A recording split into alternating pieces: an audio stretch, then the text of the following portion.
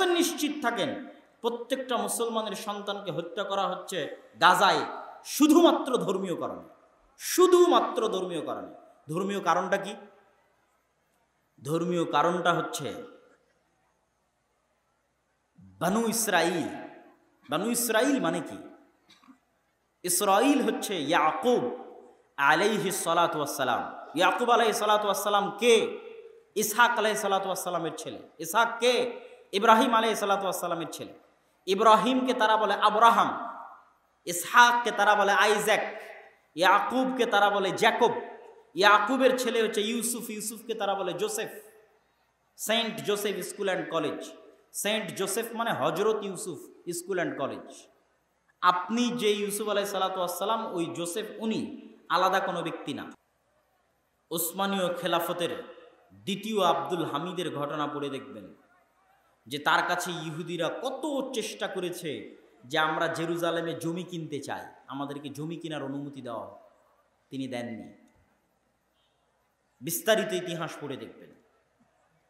সেই জায়গায় সারা বিশ্বের সব খ্রিস্টান ইহুদিরা একত্রিত হয়ে, অথচ এই খ্রিস্টানেরাই 1400 বছর আগে ওমর রাদিয়াল্লাহু তাআলা আমাকে লেখালো চুক্তিতে যে আপনি লেখেন যে জেরুজালেমে আপনি কোনো ইহুদিকে বসবাস করতে দিবেন না।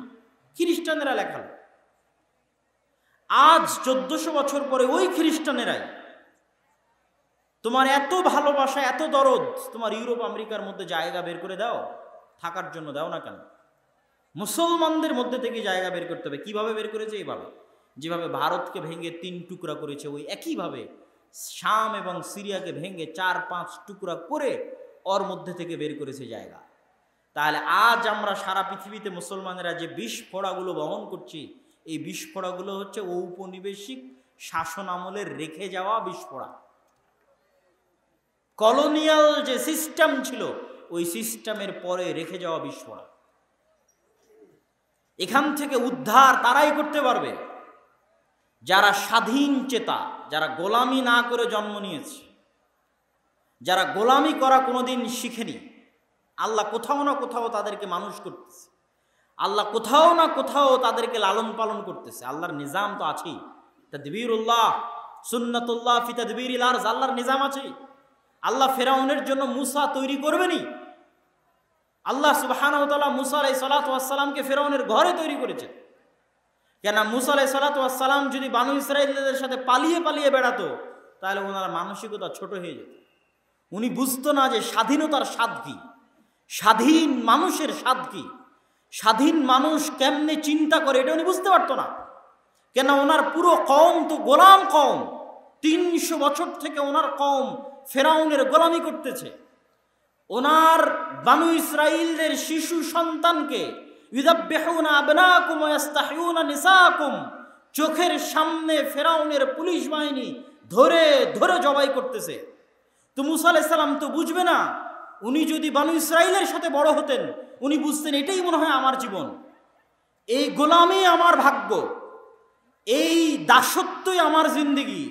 কিন্তু উনি যখন ফেরাউনের বাড়িতে মানুষ হয়েছে, পূর্ণ সুযোগ সুবিধা পেয়ে, যাবতীয় অধিকার ভোগ করে, তখন উনি বুঝেছে যে কিরে একটা স্বাধীন মানুষের স্বাদ কি, একটা স্বাধীন মানুষের চিন্তা চেতনা কি। তখনই না ওনার সামনে বানু ইসরাঈলকে কিবতীরা যখন ধরে মারলো, বানু ইসরাঈলকে ফেরাউনের বংশের একজন ধরে একজন বানু ইসরাঈলকে মারলো, তো মুসা আলাইহিস সালাম রাগে এক থাপ্পড়ে ফেরাউনের ওই প্রশাসনিক কর্মকর্তাকে ওখানেই হত্যা করে ফেলেছেন। তো উনি যে একটা থাপ্পড় দিলেন, এই হিম্মতটা আসলো কোথায় থেকে? উনি যদি বানু ইসরাঈলের সাথে বড় হতেন, উনিও গোলাম হয়েই বড় হতেন। কিন্তু উনি ফেরাউনের বাড়িতে বড় হয়েছেন, উনি দেখেছেন যে ওনার বানু ইসরাঈলের সাথে কী রকমের ব্যবহার করা হয়। আল্লাহ ওভাবে কোথাও না কোথাও মানুষ করতেছে, স্বাধীন চেতা মুসলমানকে মানুষ করতেছে। আল্লাহ করবে, এটা আল্লাহর সিস্টেম। আমার এবং আমাদের দেশের আমরা যেইভাবে গোলাম হিসেবে বড় হচ্ছি, আমাদের রক্ত মজ্জায় অস্থি মজ্জায় যেভাবে গোলামি ঢুকে গেছে, এই গোলামি থেকে আমরা না নিজেরা কোনোদিন স্বাধীনতার স্বাদ পাবো, না আমরা আমাদের মুসলিম ভাইদেরকে কোনোদিন স্বাধীনতার স্বাদ দিতে পারবো। কিন্তু আল্লাহর নিজাম আল্লাহ করবেন। আল্লাহ সুবহানাহু ওয়া তাআলা ওই রকম স্বাধীন চেতা, হিম্মা আলিয়া, মুসলমানদের হাত দিয়েই, যারা শুধুমাত্র আল্লাহর সন্তুষ্টির জন্য, জাতীয়তাবাদের কারণে নয়। আরব ইসরায়েল তিনটা যুদ্ধে আরবেরা পারেনি কেন? এরা হচ্ছে দিনের বেলা যুদ্ধ করে, রাতের বেলা ড্যান্স পার্টি করে, মুখে নাই দাড়ি, চাছা মুখ, তথা যুদ্ধ করতেছে আরব জাতীয়তাবাদের কারণে। আপনি 1971 যুদ্ধ করেছেন কেন? বাংলাদেশ জাতীয়তাবাদ, বাঙালি জাতীয়তাবাদের কারণে, ধর্মের কারণে নয়। তো আজকে আপনাকে যারা মারতেছে তারা কি জন্য মারতেছে ভাই? এই পয়েন্টটা আপনাকে বুঝতে হবে। আপনি যদি মনে করেন এটা দুটো দেশের মধ্যে যুদ্ধ, তাহলে ভুল। কখনোই এটা দুটো দেশের মধ্যে যুদ্ধ নয়। আজকে যারা আপনাকে জেরুজালেম এবং ফিলিস্তিনে হত্যা করতেছে, তারা এটাকে দিন মনে করে, তারা এটাকে ইবাদত মনে করে, তারা এটাকে ধর্ম মনে করে হত্যা করতেছে। আর আপনি তাদের সাথে ডিল করবেন সেকুলারিজম দিয়ে, আপনি তাদের সাথে ডিল করবেন ন্যাশনালিজম দিয়ে, জাতীয়তাবাদ দিয়ে, ধর্মনিরপেক্ষতাবাদ দিয়ে। অসম্ভব। আপনার ভাগ্যে কোনোদিন বিজয় আসবে না, আপনি নিশ্চিত থাকেন 100%। আপনি বলছেন হজরত ইউসুফ, উনি বলেছে সেন্ট জোসেফ। তাহলে পৃথিবীর এই তিনটা আসমানি ধর্ম হচ্ছে আব্রাহামিক রিলিজিয়ন বা সেমেটিক রিলিজিয়ন, তথা ইব্রাহিম আলাইহিসসালামের পক্ষ থেকে পাওয়া ধর্ম বা সেমেটিক ধর্ম। সেমেটিক মানে কি? নূহ আলাইহিসসালামের 3 ছেলের এক ছেলে হচ্ছে সাম, আর এক ছেলে ইয়াফেস, আর এক ছেলে হাম। যারা নৌকাতে উঠেছিলেন 3 ছেলে, যাদেরকে আল্লাহ বাঁচিয়ে রেখেছিলেন মুমিন হিসেবে, তাদের একজন সাম, তাদের একজন ইয়াফেস, তাদের একজন হাম। যাদের গায়ের রং মেটে হয় আমাদের মতো, আরবদের মতো ধূসর হয়, তারা হচ্ছে সামের বংশধর। যাদের গায়ের রং সম্পূর্ণ সাদা হয় ইউরোপিয়ানদের মতো, রাশিয়ানদের মতো, তারা হচ্ছে ইয়াফেসের বংশধর। যাদের গায়ের রং সম্পূর্ণরূপে কালো হয়, তারা হচ্ছে হামের বংশধর। তো দুনিয়াতে আল্লাহ যত নবী পাঠিয়েছেন সব পাঠিয়েছেন সামের বংশে। এই জন্য তিনটা ইসলাম, ইহুদি, খ্রিস্টানকে বলা হয় সেমেটিক রিলিজিয়ন, তথা সবগুলো সাম থেকে সেমেটিক, সবগুলো সামের বংশে। এখানে আরও একটা মজার জিনিস যদি আপনারা মনে রাখতে পারেন, রাখবেন। যারা ইউরোপ আমেরিকায়, যারা অনলাইনে শুনতেছেন, তারাও মনে রাখতে পারেন। আপনাদের যাওয়ার ভাগ্য হলে মনে রাখবেন, না হলে রাখবেন না। কিন্তু যারা অনলাইনে শুনছেন তারা মনে রাখতে পারেন। যারা সাদা চামড়ার, তাদের সাদা চামড়া নিয়ে গর্ব আছে। ওরা বাহিরে যতই মিষ্টি কথা বলুক, ভিতরে সাদা চামড়ার গর্বে ভরা। আপনি যেমন এখান থেকে ইন্ডিয়া গেলে আপনাকে বাঙালি বলে ছোট করবে, এখান থেকে পাকিস্তান গেলে বাঙালি বলে ছোট করবে, ঠিক আবার আরবে গেলে বাঙালি বলে ছোট করবে। তো ঠিক তখন ইউরোপে যাবেন, তখন গোটা এশিয়া বলে ছোট করবে। গোটা ইন্ডিয়া, পাকিস্তান, বাংলাদেশ, চীন সব মিলে হচ্ছে এশিয়া। এরা হচ্ছে এশিয়া থেকে আসছে, এশিয়া বলে ছোট করবে, কেন এদের গায়ের রং সাদা নয়। তো আপনি যতই ওদের নাগরিকত্ব নেন, এই চামড়া যদি পরিবর্তন না করতে পারেন, তাহলে কোনো না কোনো এক সময় গিয়ে আপনি ডিসক্রিমিনেশনের শিকার হবেন। মজার জিনিস কি? মজার জিনিস হচ্ছে তারা যে সাদা চামড়ার গর্ব করে, আবার তারা যে নবীর অনুসরণ করে। খ্রিস্টানেরা যদি, ইউরোপ আমেরিকার খ্রিস্টানেরা যদি সাদা চামড়ার গর্ব করে, নবীর অনুসরণ করে কোন নবী? ঈসা আলাইহিস সালাম। ঈসা আলাইহিস সালাম সাদা চামড়ার ছিলেন না। আমার নবী যেই চামড়ার, ঈসা আলাইহিস সালাম ওই চামড়ার। কথা কি আমার বুঝতে পারছেন? কেন ঈসা আলাইহিস সালাম হচ্ছে সামের বংশধর, সেমেটিক রিলিজিয়ান। আরবে জন্মগ্রহণ করেছেন ঈসা আলাইহিস সালাম, ফিলিস্তিনে জন্মগ্রহণ করেছেন। ঈসা আলাইহিস সালাম ও ইব্রাহিমের সন্তান, মুহাম্মদ সাল্লাল্লাহু আলাইহি ওয়াসাল্লাম ইব্রাহিমের সন্তান। তাহলে ওরা যে সাদা চামড়ার গর্ব করে, সাদা চামড়ায় আল্লাহ কোনো নবী পাঠায়নি। সব নবী আল্লাহ সুবহানাহু ওয়া তাআলা পাঠিয়েছেন নূহের সন্তান, সামের বংশ। তো আমি আপনাদেরকে যে পয়েন্টটা বলতে চাচ্ছিলাম, যে কেন তারা ধর্মীয় কারণে গাজ্জার মুসলমানদের হত্যা করতেছে। রিলিজিয়াস কারণে, শুধু ধর্মীয় কারণে মুসলমানদের হত্যা করতেছে। কি সেই কারণ? তো ইব্রাহিমের ছেলে ইসহাক বা আইজাক, ইসহাকের ছেলে ইয়াকুব বা জ্যাকব, ইয়াকুবের ছেলে ইউসুফ বা জোসেফ আলাইহিমুস সালাতু ওয়াস সালাম। তারপরে একের পর এক ইউসুফ আলাইহিস সালাতু ওয়াস সালাম, উনি মিশর, ফিলিস্তিন থেকে বিক্রি হয়ে চলে গেলেন মিশরে, মিশরে মন্ত্রী হলেন। তারপরে উনি দুনিয়া থেকে বিদায় নিলেন। ওনার বাপ, ওনার ভাইয়েরা সব মিশরে ওনার কাছে ছিল। তার 300 বছর পর বা 100-150 বছর পর ওনার বংশধরেরা ফেরাউনের কাছে গোলাম হয়ে গেল। তারপরে ওনার বংশী জন্ম নিল মুসা। মুসা আলাইহিস সালাম সবাইকে নিয়ে চলে আসলেন নদীর এপারে, পুনরায় ফিলিস্তিনে। ফিরআউন নদীতে ডুবে মারা গেল। পুনরায় ফিলিস্তিনে ঢুকবেন, সিনাই মরুভূমিতে ঘুরপাক খাচ্ছেন। তারপরে আস্তে আস্তে আসলো সেই বংশে দাউদ, আস্তে আস্তে আসলো সেই বংশে সুলাইমান, তারপরে আস্তে আস্তে সেই বংশে আসলো ঈসা, তারপরে আস্তে আস্তে সেই বংশে আসলো ইয়াহইয়া, সেই বংশে আসলো জাকারিয়া। তাহলে ইব্রাহিম থেকে শুরু করে এই পর্যন্ত সব নবী আসলো ইসহাকের বংশে, ইয়াকুবের বংশে। আর ইব্রাহিম ওই যুগেই তার আরেক ছেলেকে ফিলিস্তিন থেকে 1500 কিলোমিটার দূরে পায়ে হেঁটে আরেক স্ত্রী আরেক ছেলেকে রেখে আসলেন মক্কায়। এটাই হচ্ছে আল্লাহর অলৌকিকত্ব, আল্লাহ সুবহানাহু ওয়া তাআলার নিজাম, পৃথিবী পরিচালনায় আল্লাহর নিজাম। আল্লাহ এইভাবেই পৃথিবীর সিস্টেমটা সাজাবেন। তো ইব্রাহিম আলাইহিস সালাতু ওয়াস সালাম ওই যুগে তার আরেক স্ত্রী আরেক ছেলেকে রেখে আসলেন কোথায়? কাবার পাশে। তাওরাত, জাবুর, ইনজিল সব বইয়ের মধ্যে আছে ইব্রাহিমের আরেক ছেলে ইসমাইল, নাম সহ উল্লেখ করা আছে। তারাও বিশ্বাস করে আবুল আরব, আরবদের পিতা হচ্ছে ইসমাইল। সমস্যা কি? সমস্যা হচ্ছে তারাও অপেক্ষায় ছিল শেষ নবী আসবে তাদের উদ্ধারের জন্য। ইহুদিরা দুইবার অপেক্ষায় ছিল যে তাদের উদ্ধারের জন্য কেউ আসবে। এক, ঈসা আলাইহিস সালামের আগমনের পূর্বে তারা অপেক্ষায় ছিল ঈসা মাসিহ কেন বলা হয়, আবার মাসিহুদ দাজ্জাল কেন বলা হয়। ঈসার সাথেও মাসিহ, দাজ্জালের সাথেও মাসিহ। মাসিহ মানে কি? উদ্ধারকারী। তো ঈসা মাসিহ মানে ঈসা উদ্ধারকারী, মাসিহুদ দাজ্জাল মানে দাজ্জাল উদ্ধারকারী।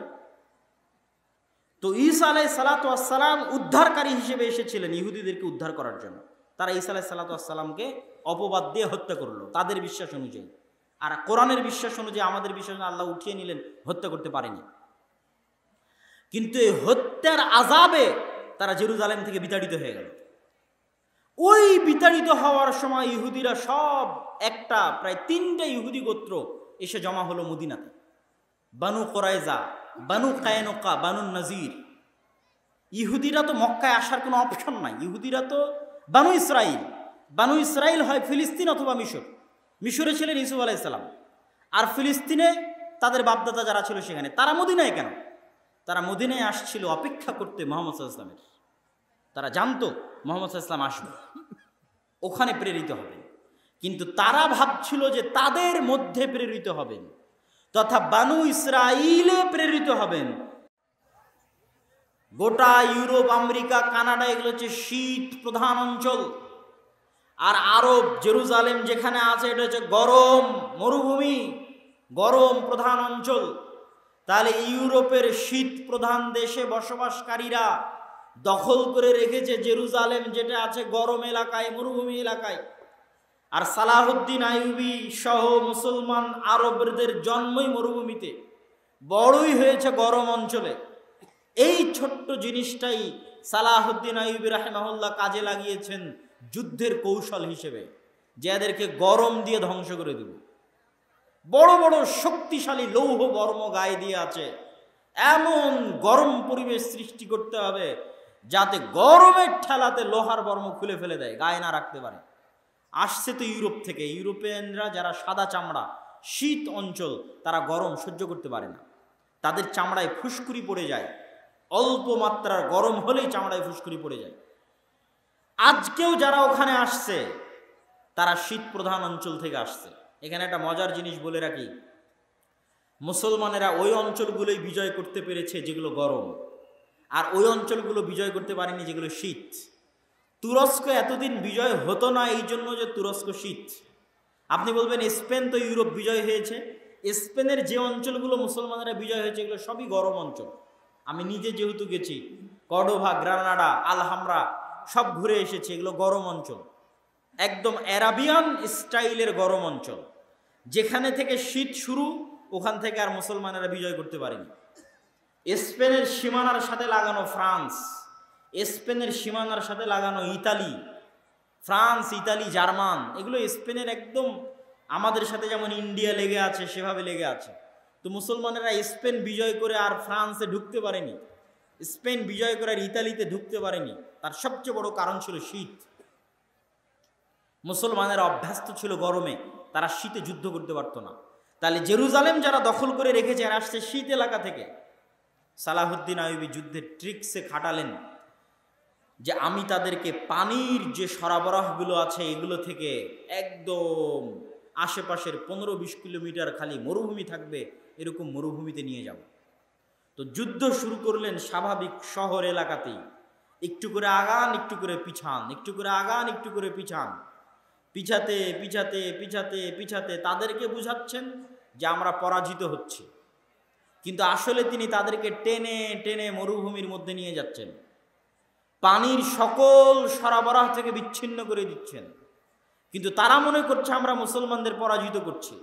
টানতে টানতে যখন একদম গহীন মরুভূমির মধ্যে নিয়ে চলে আসলেন, যেখান থেকে আশেপাশের 250 কিলোমিটারে না কোনো গাছ আছে, আশেপাশের 250 কিলোমিটারে না কোনো কুয়া আছে, আশেপাশের 250 কিলোমিটারে না পানির ব্যবস্থা আছে। আর সালাহুদ্দিন আইয়ুবী আগে থেকে ওখানে তার সেনাবাহিনী রেডি করে রেখেছিলেন শুধু আগুন জ্বালানোর জন্য। গোটা মরুভূমির চারিদিকে গাছপালা একত্রিত করে ভয়ঙ্করভাবে আগুন জ্বালানোর জন্য। যুদ্ধ হচ্ছে জুন জুলাই মাসে, একদম কাঠ ফাটা রোদে জুন জুলাই মাসের মধ্যে মরুভূমির মধ্যে একে তো সূর্যের তাপ, একে তো মরুভূমির বালুর তাপ, আর একে তো চারিদিকে জ্বালিয়ে দেওয়া হয়েছে আগুন, আগুনের তাপ। এই ত্রিতাপে ইউরোপিয়ান থেকে আসা বিশাল বিশাল নাইট যোদ্ধারা তাদের গায়ে থাকা লোহার বর্মগুলো গরমের ঠেলায় খুলে ফেলতে থাকলো।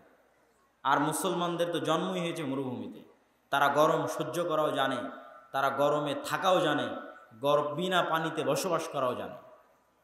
এইভাবে সালাহুদ্দিন আইয়ুবী রাহিমাহুল্লাহ হিত্তিনের যুদ্ধে ক্রুসেডার বাহিনীকে পরাজিত করে বিনা রক্তপাতে মসজিদে আকসা বিজয় করলেন। একটা জিনিস মনে রাখবেন, মুসলমানেরা 2 বার মসজিদে আকসা বিজয় করেছে, 2 বারই বিনা রক্তপাতে, 1 ফোঁটা রক্তও পড়েনি। আর ক্রুসেডাররা যখন মসজিদে আকসা বিজয় করেছে তখনও রক্ত ঝরেছে, আর আজ তো রক্ত ঝরছেই ঝরছেই ঝরছেই। আরো একটা জিনিস মনে রাখবেন, ইতিহাসের সূক্ষ্ম জিনিস আপনাকে বলে যাচ্ছে। ওমর রাদিয়াল্লাহু তাআলা আনহু যখন মসজিদে আকসা বিজয় করেন তখন পাদ্রীরা ওমর রাদিয়াল্লাহু তাআলা আনহুকে জোর করে লিখিয়ে নিয়েছিলেন। চুক্তিনামার মধ্যে ওমর রাদিয়াল্লাহু তাআলা আনহুকে জোর করে লিখিয়ে নেওয়া হয়েছিল যে লেখেন চুক্তিনামার মধ্যে যে এই জেরুজালেমে কোনো ইহুদিকে বসবাস করতে আপনি দিবেন না। ওমর রাদিয়াল্লাহু তাআলা আনহুর কাছে খ্রিস্টানদের দাবি যে আপনি জেরুজালেম বিজয়ের যে চুক্তি, এই চুক্তিতে লেখেন যে এই জেরুজালেমে আপনি কোনো ইহুদিকে বসবাস করতে দিবেন না। এই চুক্তি এখনো আছে লিখিত আকারে।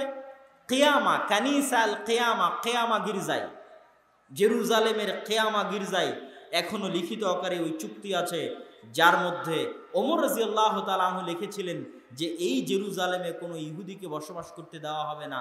দাবি কাদের ছিল? খ্রিস্টানদের ছিল।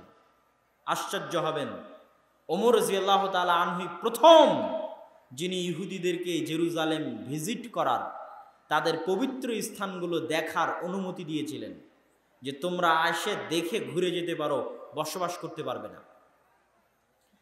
ইহুদিরা নিজে কলমে লিখে গেছে যে গত 1,500-2,000 বছর যাবৎ তাদের সবচেয়ে গোল্ডেন টাইম ছিল স্পেনে যে মুসলমানদের শাসন ছিল, আন্দালুস, স্পেন, কর্ডোভা, টলেডো, গ্রানাডায় মুসলমানদের যে স্বর্ণযুগের শাসন ছিল, ওই স্বর্ণযুগের শাসনে ইহুদিরা যেই পরিমাণ সুযোগ সুবিধা ভোগ করেছে আর কোনোদিন অতীতে এবং পরে কোনো শাসক তাদেরকে ওই পরিমাণ সুযোগ সুবিধা প্রদান করেনি।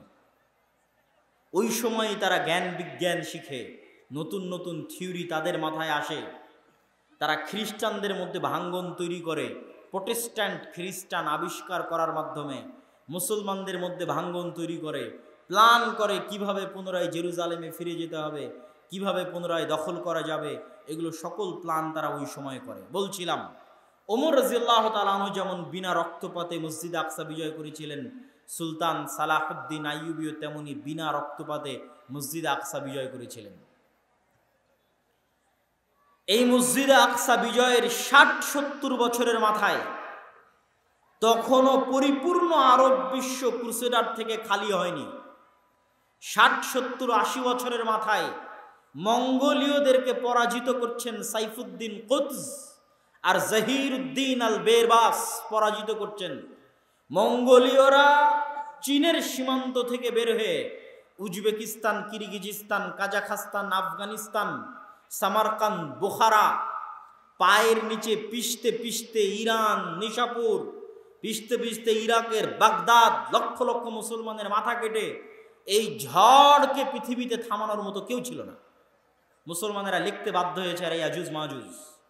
মাত্র 100 বছরের ব্যবধানে একদিকে ক্রুসেডাররা আর একদিকে মঙ্গোলীয়রা। এর চেয়ে ভয়াবহ পরিবেশ পৃথিবীর ইতিহাসে মুসলমানেরা আর কোনোদিন দেখেনি। আজকের পরিবেশ অত ভয়াবহ নয়, ওই দিন পরিবেশ যত ভয়াবহ ছিল। এই যে তাদের স্রোত, এই স্রোত গিয়ে থামলো মিশরে। মিশরে তখন ক্ষমতায় ছিলেন সালাহুদ্দিন আইয়ুবীর পরই। সালাহুদ্দিন আইয়ুবীর পরপরই মামলুকরা ক্ষমতায় আসে। মামলুক কারা? আজকে যেমন মাদ্রাসাগুলোতে এতিমখানা আছে, এতিমখানায় ছাত্ররা পড়ে, ওই যে নিজামিয়া মাদ্রাসা নিজামিয়ায় পড়াশোনা করত বিভিন্ন অঞ্চল থেকে আসা গরিব, দাস, গোলাম, ইয়েতিম ছাত্ররা। ওই সমস্ত ছাত্রদের দিয়ে শুধু জিহাদের জন্য একটা টিম ছিল। তারাই জিহাদ করতে করতে করতে করতে একসময় তাদের হাতেই ক্ষমতা চলে আসে। বিশেষ করে সালাহুদ্দিন আইয়ুবীর মৃত্যুর পরে তার ছেলে অথবা তার ছেলের ছেলের স্ত্রী শাজারাতুদ্দুর যখন মামলুক কোন একজন বাদশাকে বিবাহ করেন, তখন মামলুকেরা পরিপূর্ণ ক্ষমতায় চলে আসে। এই মামলুকদেরই ছিল সাইফুদ্দিন কুতজ সেনাপতি, এই মামলুকদেরই ছিল সেনাপতি জহিরুদ্দিন বেরবাস। তাদের সাথে দ্বিতীয় যুদ্ধ হচ্ছে আইনে জালুতের যুদ্ধ,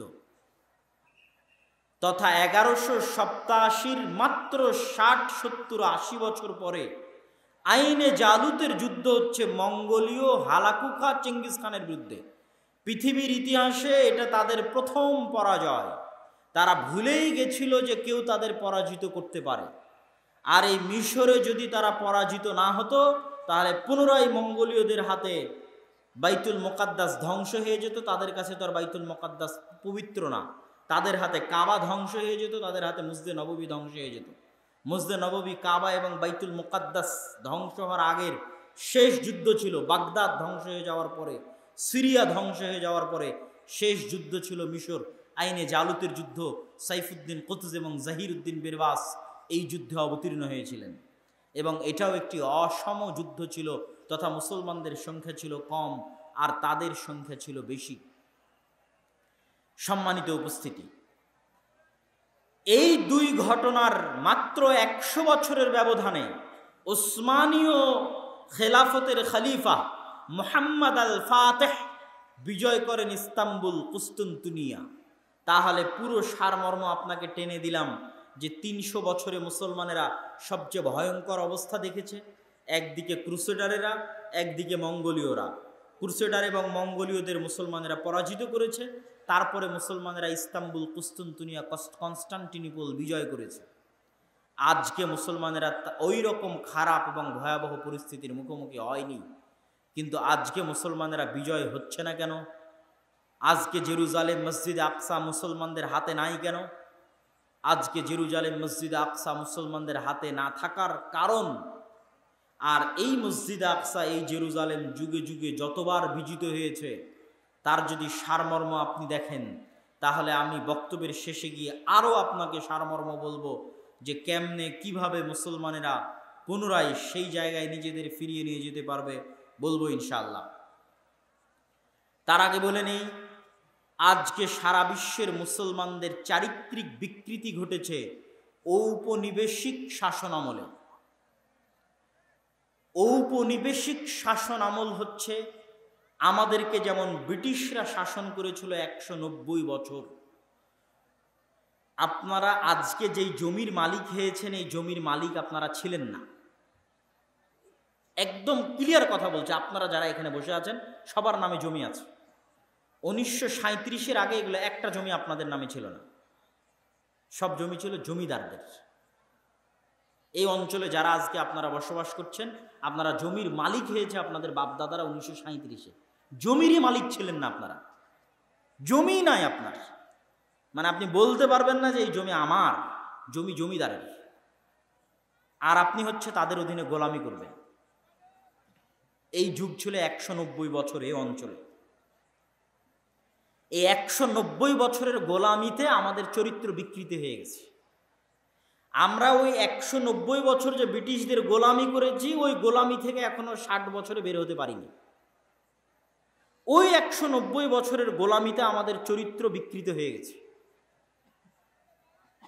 তো এইভাবে যুগে যুগে যখনই কোনো জাতির চরিত্র বিকৃতি হয়ে যায়, স্বাধীনভাবে আর চিন্তা ভাবনা থাকে না, তখন তারা আর স্বাধীন ভাবতেও পারে না, আর উঁচু হিম্মতও কাজ করে না। তো আজকে আপনারা যেমন ব্রিটিশদের গোলাম ছিলেন 190 বছর, এই গোটা মুসলিম বিশ্বের কোনো না কোনো দেশ, কোনো না কোনো ইউরোপিয়ান কান্ট্রির উপনিবেশ কলোনি ছিল, গোলাম ছিল। আফ্রিকার সবগুলো দেশ ফ্রান্স, ইতালি আর স্পেনের কলোনি, ফ্রান্স, ইতালি আর স্পেনের উপনিবেশ।